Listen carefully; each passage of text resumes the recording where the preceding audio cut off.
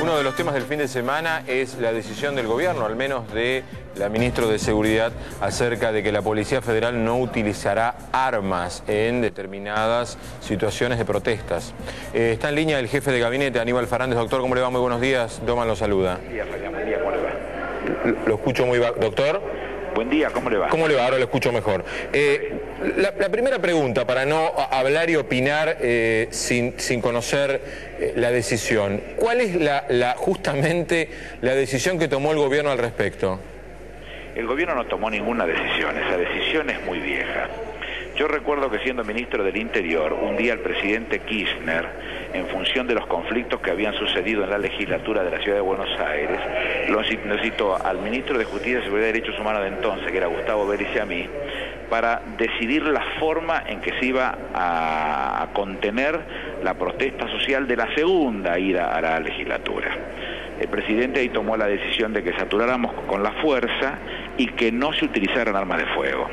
Gustavo Vélez le dijo que Eduardo Prados, que era el jefe de la policía por entonces, no estaba de acuerdo con eso, que si eso era la decisión que se tomaba, por supuesto no se podía oponer a la decisión del presidente de la Nación. Él renunciaba a la jefatura de policía y el presidente Kirchner le dijo, bueno, desde este momento no es más jefe de policía, que asuma al subjefe, que era Néstor Valleca. Yo todavía no estaba a cargo de las fuerzas. Las fuerzas pasan sigue Vélez en ese día, creo que está 1 o 2 días más y Vélez renuncia. A Vélez lo suplanta como ministro de Justicia, Seguridad y Derechos Humanos Rosati, y a los 20-25 días el presidente decide pasar las fuerzas de seguridad al Ministerio de Interior y yo me hago cargo a partir del 20 de agosto del 2004.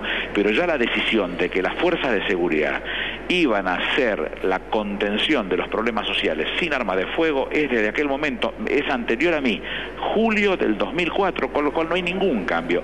Lo que la ministra Garrea ha hecho con mucho criterio es ratificar esa política. No va a haber contención de protestas sociales con armas de fuego, porque no hay ninguna necesidad de que haya armas de fuego en ese caso. Bien. Te cuento un dato más. Sí. En febrero del 2005, nosotros viajamos a Israel para comprar algunas de las cosas que hoy estamos utilizando para seguridad con el jefe de policía, y ellos tienen 2 servicios de inteligencia, el exterior, que es lo que se conoce como la Mossad, y el interior, que es el que se conoce como la Shabak. Nosotros en visitas a la Shabak, que estuvimos analizando un montón de políticas que eran muy positivas para nuestra propuesta, nos encontramos con algo que nos llamó mucho la atención, que cuando terminaron de explicarnos lo que nosotros necesitábamos, nos preguntaron a nosotros cómo hacíamos para hacer la contención de protestas sociales sin armas de fuego, decisión del presidente Kirchner, vuelvo a insistir, de julio del 2004.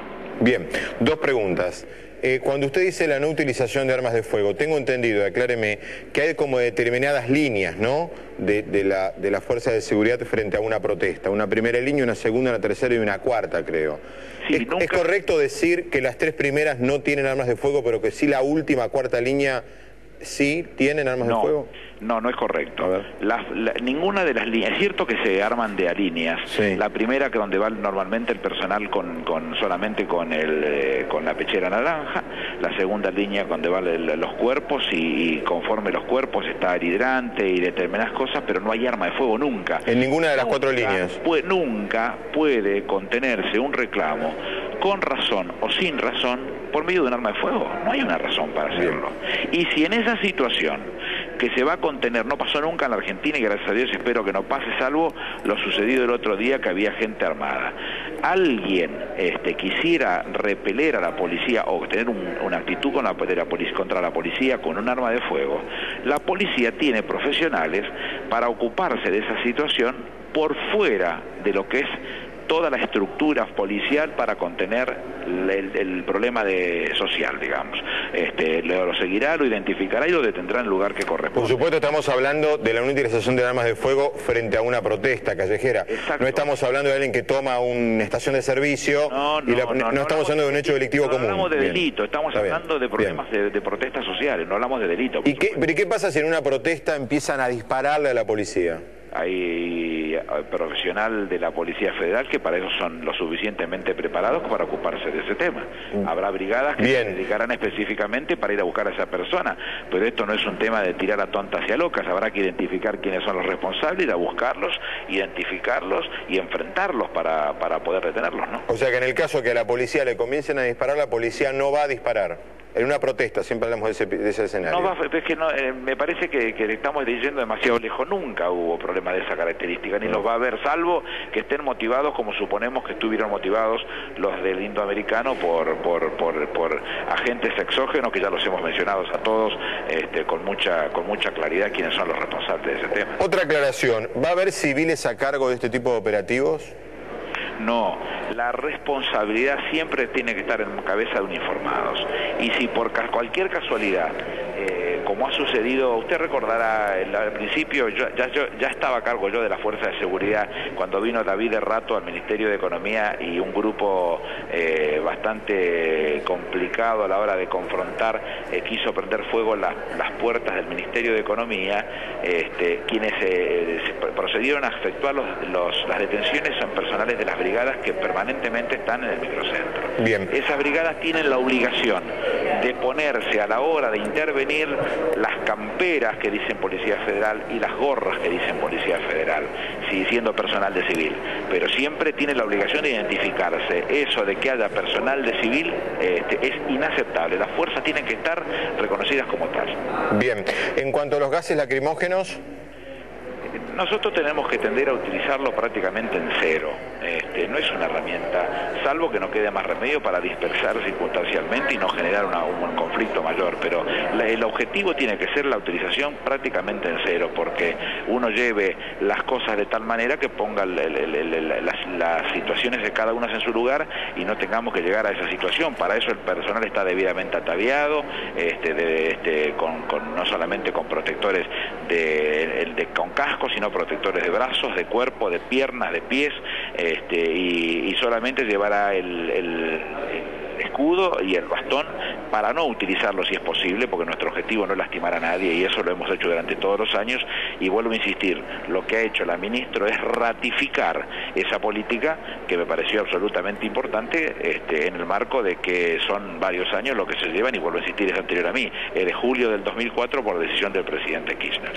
Sí, siguiendo eso, ministro, ha habido en el día de ayer, reafirmando su aclaración de que no es nuevo, sino que se ratifica lo del 2004, sin embargo a usted no le escapa que hubo críticas de la oposición ayer, Carrió, Michetti. Bueno, pero esas críticas que sigan siendo, uno tiene la lógica que la derecha siempre critique, que Carrió y Michetti, que forman parte de la derecha argentina, tengan esas críticas, me parece que es casi una verdad de perogrullo, no tiene nada de extraño. Nosotros siempre le hemos dicho, y lo he repetido cientos de veces y lo voy a repetir ahora con mi condición de jefe de gabinete de ministro, que nosotros preferimos que sea un poquito más el tiempo que sea necesario, pero sin sangre, sin heridos y sin muertos.